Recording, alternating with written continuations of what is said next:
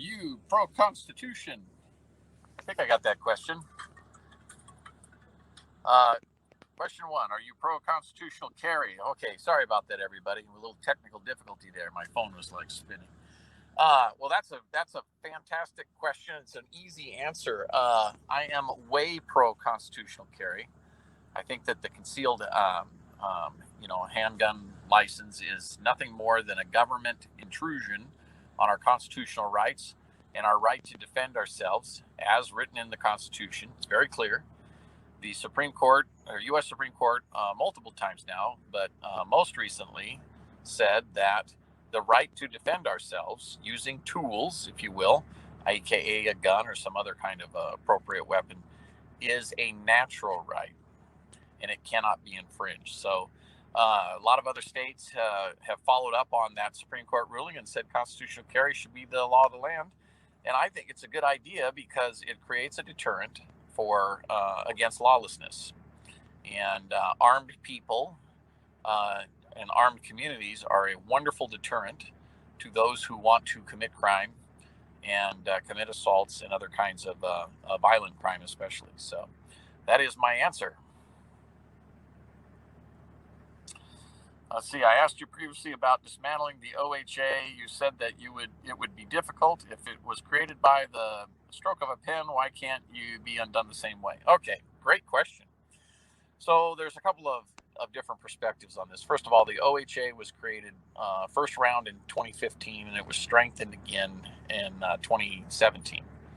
So it was given more power, aka pandemic type power, like they have. So what it did is the legislature said that we no longer want to be the deciders. We're going to create this OHA bureaucracy, and they will now, unelected officials will now be in charge of doctor licensing and boards and negotiating with insurance companies and creating managed care and OHP, etc.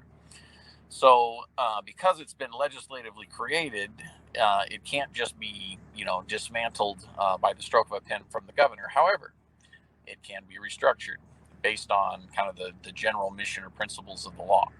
So my plan is to restructure OHA and also to use the power of the governor's office to move doctor licensing back to a more independent board so that unelected bureaucrats don't have plenary power. This is how much power OHA gave itself.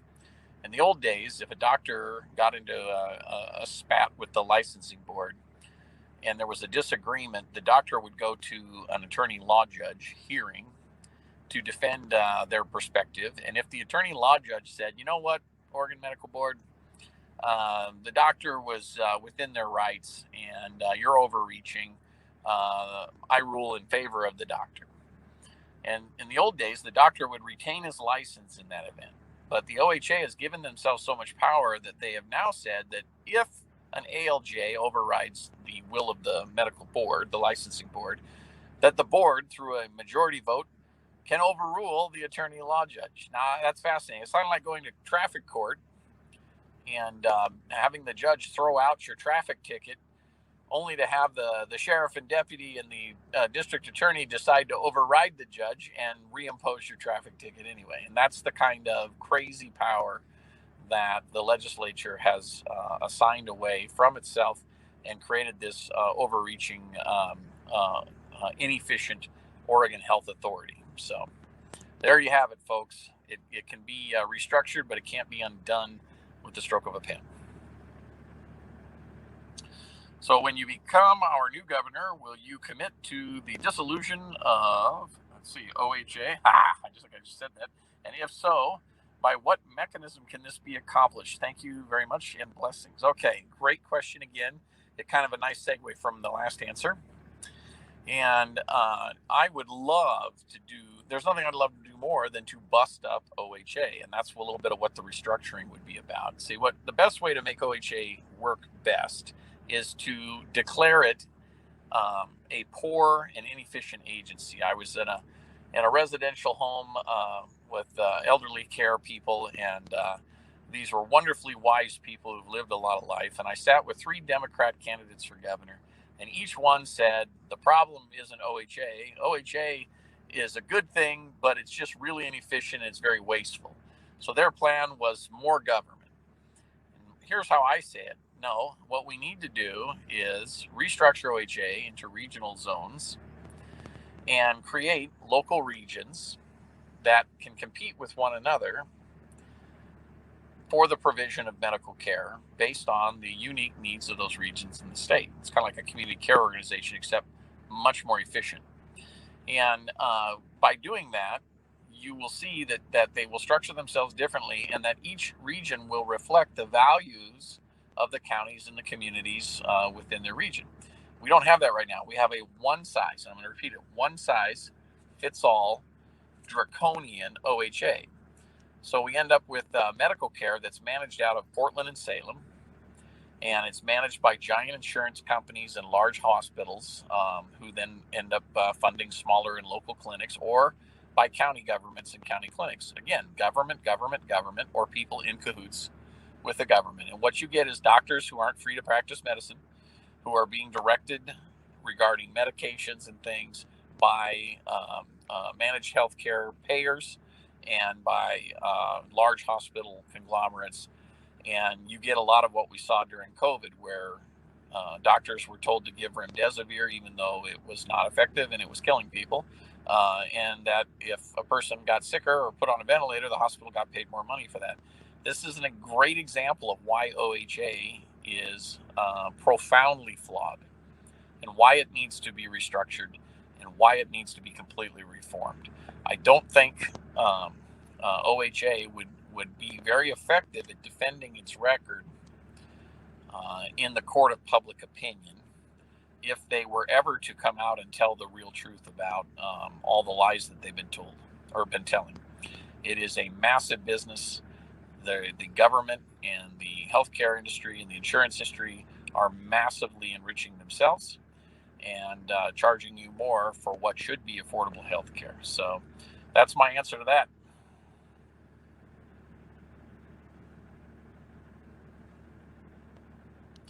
So Oregon has a corrupt history of mismanagement of foster children in the state under Kate Brown's watch. Are you aware of this issue? And what will you do to protect children and prevent trafficking? Oh, man. Yes, I am aware. Great question. So one is 3 of my 9 children are children that we adopted from the foster care system. So I've been a foster parent. I know very much the value of foster families or foster parents. There's a lot of really good ones out there, a lot of people with big hearts, and there's other people that do it because you can make some money. And what we have is we have a government system that is poorly managed, with caseworkers that are always overloaded with cases. And we have kids that flounder in the system and move from family to family to family.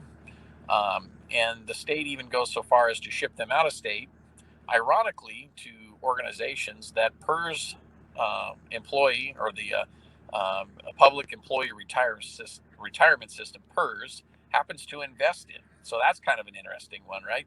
So we invest in this program out of state, and then we ship our foster care kids from Oregon to that entity that we're invested in. Now, a lot of people would say that that's a conflict of interest.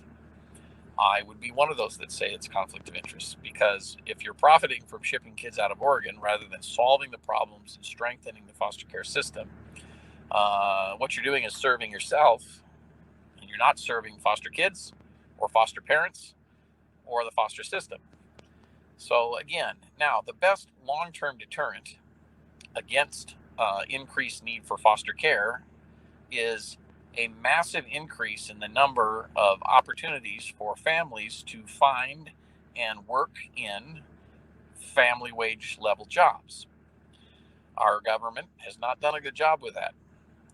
They closed down our small businesses. They declared our churches non-essential, and they locked families away from other families, and literally said one Thanksgiving that you can't have your family over for a holiday. All of that weakens families. It raises stress and anxiety in homes, and it led to a massive increase in domestic issues and strain, as people became unemployed and couldn't get unemployment benefits, or as people were forced to get the jab or lose their job. And if they chose to lose their job, they didn't receive unemployment benefits because our government is full of bigots, people who are control freaks, I think Kate Brown's nickname should be Karen Brown, and I wouldn't be surprised if it is. And they just masquerade as Kate. It's kind of like saying defund hate down at the Multnomah County Courthouse, which really means defund the police. So, back to foster care. I don't want to digress. So, when we're dealing with the foster care system, you have to actually solve the problem by talking about the flaws in the system.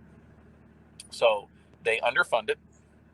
They do not have enough caseworkers. They don't have an efficient structure and for processing kids and families, and then they don't have enough protections for what they would call effective foster parents, because foster parents assume a lot of liability to open their hearts and their homes to foster kids. So all of that has to be strengthened and reformed.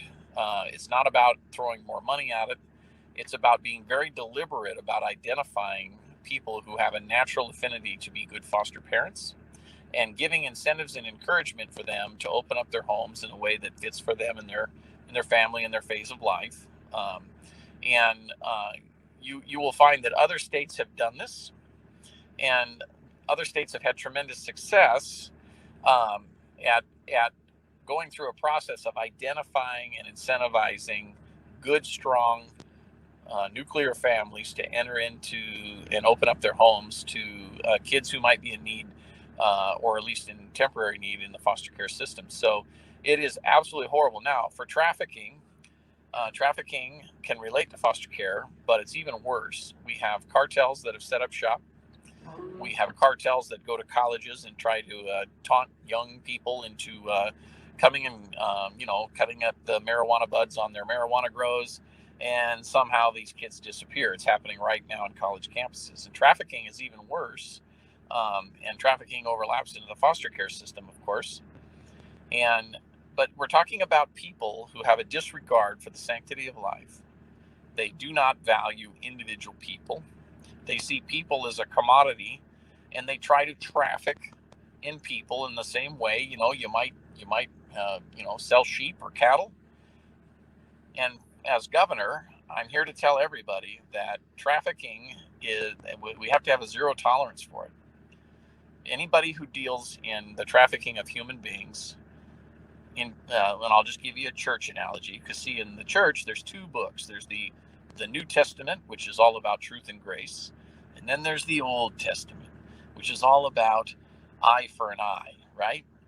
And I think Old Testament is the process that we should apply to those who traffic people and try to profit from them, and those who prey upon the vagrancies of kids who are suffering in the foster care system into that trafficking industry. So I hope I answered the question. I'm running low on time.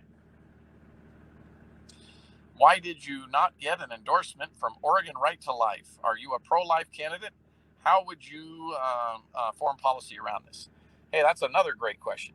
Well, Oregon Right to Life has become a politicized entity, and it's really sad because not only am I pro-life, but I believe I was the only candidate who interviewed with Right to Life who defined exactly what pro-life means. And what it means is that human life begins at conception. And that child that's conceived is a genetically distinct, developing human being. It is because it's genetically distinct and unique, just like everyone who's alive today is unique genetically, it's not your body, your choice. It's a separate human being, and therefore it has to be protected and valued. Besides, every developing child represents our state and our communities, our state, and our country's future.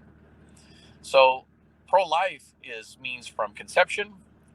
And then I go beyond that we have to support kids and families and people at all phases of life, including treating our extreme elderly with tremendous respect, because they've lived a whole life and they've contributed so much in that life.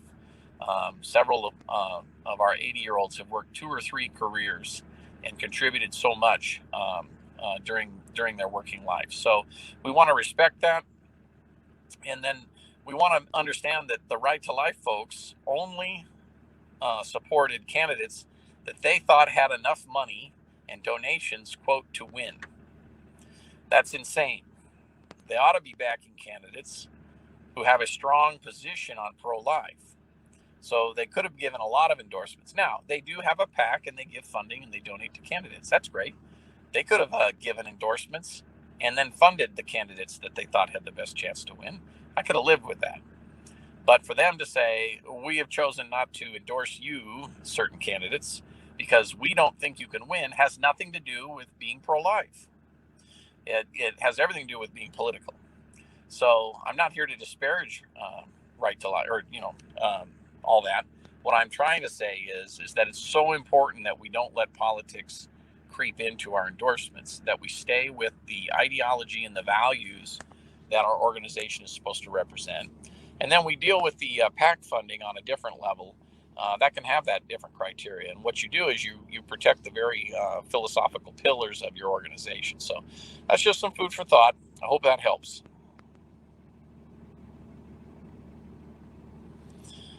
It says here, we know from 2020 that the elections are rigged. Oregon is one of the worst for voter fraud. How can we expect any Republican to win if it is all rigged, and why vote? Oh, gosh, I love this. So I cannot stress it enough.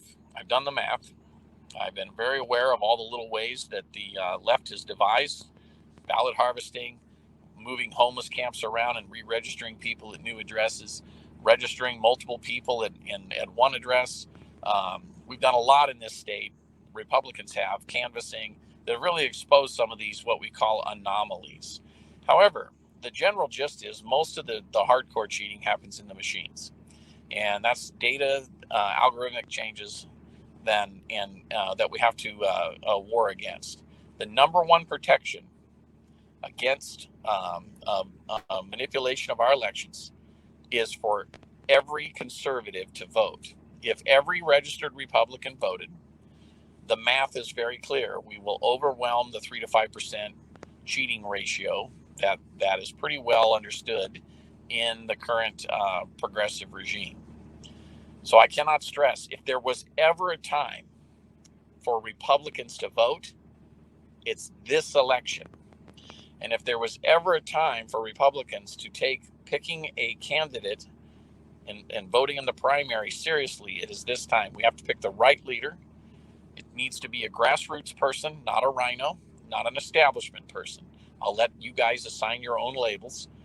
But there's some candidates who have run before. There's some candidates who've been part of the establishment system. And there's others who have kind of independently funded their campaigns to buy their way into the high places, if you will. And I offer something very different. I'm doing this because the system is broken. The people need a representative and a champion.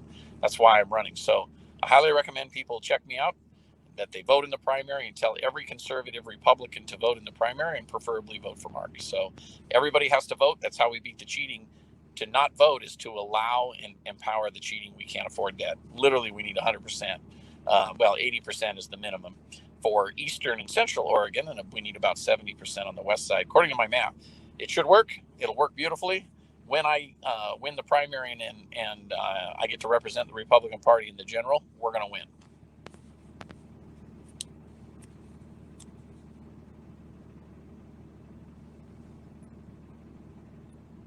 All right. Well, I'm still rolling then. Not only are we going to win, sorry about that.